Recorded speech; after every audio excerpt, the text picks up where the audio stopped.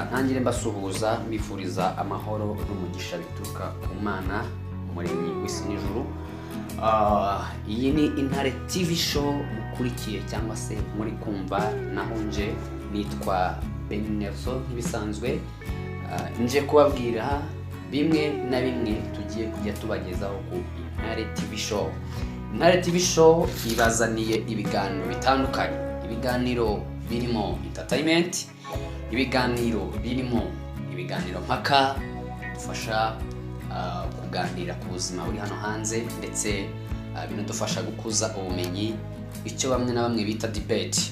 Ndetse kandi ku Intare TV show tugiye kujya tubagezaho amakuru atandukanye avugira rubanda nyamwinshi bari hirya hino. Hanyuma wowe dukurikiye ushobora kuba uri mu Rwanda, ushobora kuba uri hanze mu bihugu bya kure, Amerika, Canada, England, Ubwongereza n'ahandi henshi hatandukanye, France, Italy, Belgium n'ahandi. Mwese reka mbabwire ngo ku Intare TV show turabakunda kandi tubasabira Imana kugira ngo ijye ibaha ubuzima buzima.